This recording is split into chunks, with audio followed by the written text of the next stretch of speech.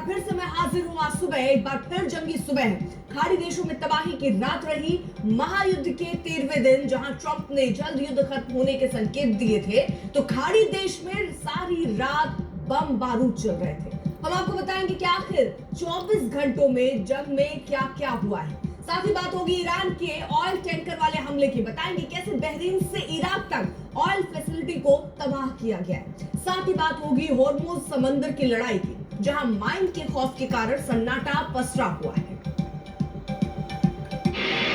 रात ही रही, ईरान ने ताबड़तोड़ हमले किए, उन हर देशों को निशाना बनाया जहां से अमेरिका से बमबारी की गई। बहरीन, इराक, ओमान, दुबई, सारे देशों पर ड्रोन दागे। फारस की खाड़ी में 2 ऑयल टैंकरों पर हमला हुआ। दुबई के एक लग्जरी होटल पर ड्रोन से अटैक हुआ।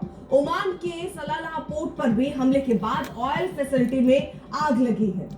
बहरीन इंटरनेशनल एयरपोर्ट को टारगेट किया गया। तो आपको जल्दी से बताएं तबाही की ये रात अलग अलग जगहों पर देखिए हम दिखा रहे हैं। फारस की खाड़ी में 2 तेल टैंकर पर दरअसल हमला हुआ। गजा हो, लेबनान, इजराइल, सीरिया, तुर्की, Cyprus, Iraq, Kuwait, Bahrain, Qatar, Saudi Arabia, Dubai, UAE और ओमान, ये सारा इलाका इस वक्त तबाही झेलता हुआ। दुबई में लग्जरी होटल पर ड्रोन अटैक किया गया है। ड्रोन अटैक दुबई में भी हुआ। ओमान में सलाला पोर्ट पर हमला हुआ है। तो आप अगर देखेंगे तो जितने ये खाड़ी देश हैं, यहाँ पर रात भारी रही है। ओमान में ऑयल फैसिलिटी में आग लगी है। बहरीन में एयरपोर्ट के पास हमला हुआ है।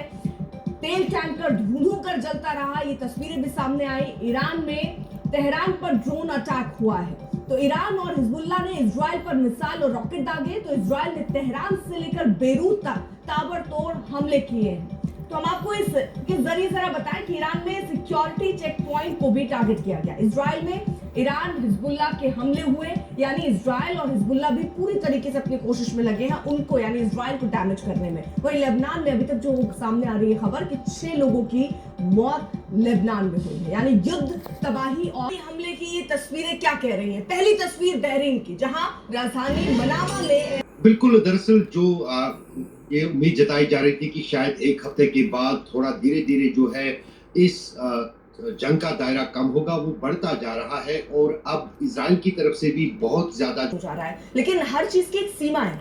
वहां पर जो लोग देश हैं वो ये बार बार कह रहे हैं कि अगर हम पे हमले हुए तो हम बर्दाश्त नहीं करेंगे, हम भी जवाबी हमले करने को तैयार होंगे। अगर ऐसा हो जाता है तो हालात और ज्यादा बिगड़ जाएंगे। अर्पिता, दरअसल जो जीसीसी समूह है खाड़ी के देशों का, उन्होंने कल यूनाइटेड नेशंस सिक्योरिटी काउंसिल में एक आपात बैठक बुलाई थी। वहां पर रेजोल्यूशन भी पास हुआ, लेकिन उस रेजोल्यूशन में जो है ईरान पर खंडन किया गया। ईरान के जो वहां एम्बेसडर है, उनका कहना है कि ये युद्ध उन्होंने शुरू नहीं किया, उनके देश पर जो है आक्रमण हुआ है पहले इजराइल और अमेरिका की तरफ से, लेकिन उसका यूनाइटेड नेशंस ने कोई खंडन ही नहीं